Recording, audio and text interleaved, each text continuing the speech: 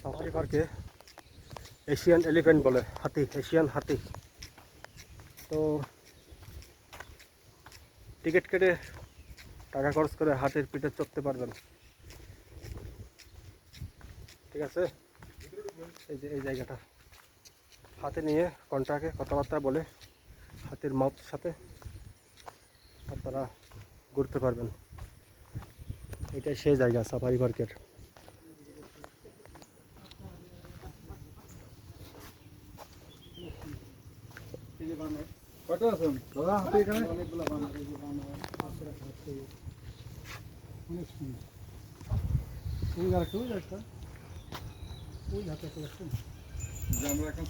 বানরে কি খাচ্ছে, কি যেন পড়ে আছে, ওটা খাচ্ছে। একটা, দুইটা, তারপরে তিনটা, একটা, চারটা, একটা, পাঁচটা, অনেক বড় বড় হাতি। হ্যাঁ, পাঁচটাই হাতি। একটা বাচ্চা হাতি দেখা যাচ্ছে আর একটা বড় হাতি। এটা শিকল দিয়ে বাঁধা, কিন্তু ওইটা যার যার জায়গায় যার যার অবস্থানে। সব এগুলো ওপেন না। মেয়ে হাতি, ও, এক একটা হাতি কিন্তু 100-200 বছর আছে। হাতির মাউথ বলছে এটার বয়স 50 বছর। 200, 250, 300 বছর আছে।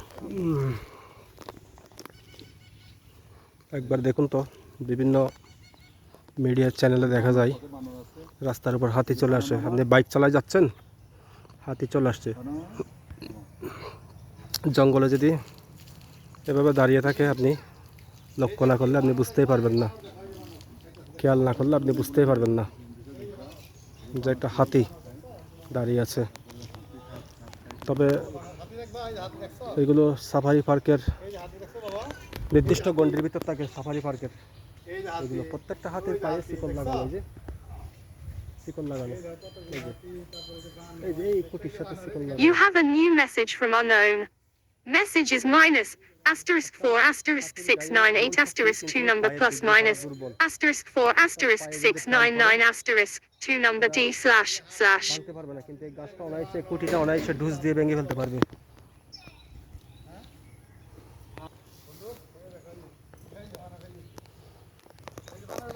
সবচেয়ে দেখতে হাতি হচ্ছে ওইটা।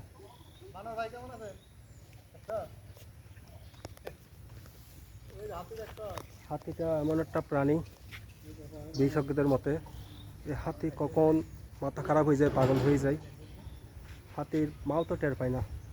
অর্থাৎ যারা হাতিকে পরিচালনা করে তারাও টের পায় না যে আসলে কখন তারা উন্মাদ হয়ে যায়। হঠাৎ 1 সেকেন্ডের নাই ভরসা। কিন্তু দেখছেন শিকল টান পড়ছে আর লিমিট।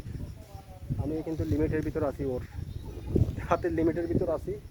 যেহেতু এগুলো প্রশিক্ষণপ্রাপ্ত হাতি, বন্য হাতি না, তারপরও অপরিচিত মানুষের জন্য বিপজ্জনক। আমি ওটার বেশি কাছে যাব না। আর ওটা কিন্তু দাতাল হাতি, জানি না ওর পায়ে শিকল মারা আছে কিনা, এখান থেকে দেখা যাচ্ছে না।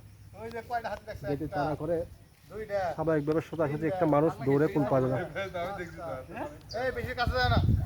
হ্যাঁ ঠিক আছে, যাচ্ছে না স্যার, ও রেঞ্জের ভিতর আমি যাব না।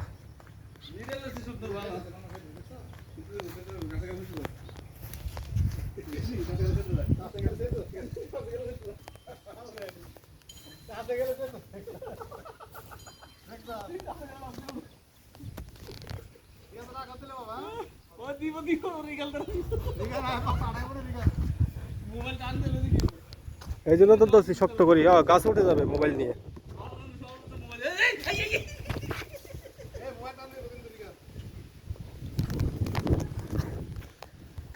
আমি ধরেছি শক্ত করে, মোবাইল টান দিলে তো আমাকে সহ নিয়ে যেতে হবে বানরের। যে লেভেলের মোবাইল ধরেছি আমাকেও টান দিতে হবে। আবার ভয়ও পায়, ভয়ও লাগে। এখানে শুধু দাতাল হাতি দুইটা আছে, দুইটাই দাতাল হাতি। এই একটা দাঁত, এই হাতের কোনো দাঁত নেই। আর ওই পিছনের জঙ্গলে ওই হাতের মধ্যে দাঁত আছে। অর্থাৎ দাঁত যদি থাকে তারা অ্যাটাকটা ভালোভাবে করতে পারে। এটাই এই কিছু করে 6টা বাজে নাচ দিতে আসবে পুরো মানে রাত্রি দিনের বেলা দুই দিন ওই জায়গা যখন পাইছে এরা কি সে আমাকে মোটামুটি কিরে আমি দুজন একবার তাপ্পর দিচ্ছেন আপনাকে মার্ক করে রাখছে না বানর। কিভাবে শখে থাকে না কত বলতে হবে কি হাতি দেখার দা মানে কন্ট্রোল আইনি হরত তাহলে তত দাম দিয়ে যাবো না অর্থাৎ দাদা বলছে যারা হাতির মাউত তারা নিজেরা যারা হাতি কখন উন্মাদ হয়ে যায়, হ্যাঁ মানে পাগল হয়ে যায়। হ্যাঁ তো যাক, তারপরে বিপদের মধ্যে একটা মজা নিতে হয় আমরা যারা আসি। অন্তত আমি উঠবো না হাতির পিঠের উপরে। হাতির পর্ব শেষ, আপাতত এতটুকুই। ভালো থাকবেন সবাই। শখ করে যদি হাতির পিঠে উঠতে চান উঠবেন, কিন্তু মাথায় রাখবেন কখন যে আপনাকে দেখলেন যে হাতির মাউত যারা হাতি পরিচালনা করে তারাই বলে যে হাতি কখন উন্মাদ হয়ে যায়, পাগল হয়ে যায় কেউ বুঝতে পারে না, আমি নিজেও বুঝতে পারি না। তবে যখন হাতি উন্মাদ হয়ে যায় যারা পিঠের উপর থাকবে তাদের পিঠ থেকে জাম করে না নামাই বেটার, কারণ তখন হাতি ভুলে যায় তার পিঠের উপর কিছু মানুষ আছে। হাতি সব দিক দিয়ে ভেঙে ছিল চুরমার করে ফেলে, কিন্তু পিঠের মানুষের কথাগুলো ভুলে যায়। এসব একটা দিন যদি হাতের পিঠে বসেও থাকেন মনে রাখবেন হাতের পিঠ থেকে কোনো ক্রমে লাভ দিয়ে নামা যাবে না। আর হাতির সাথে আপনি দৌড়ায় কভার করতে পারবেন না। হাতি বড় জিনিস, ভারী বস্তু, কদম কিন্তু আপনার আমার 4-5 ডবল সে যখন দৌড় দিবে।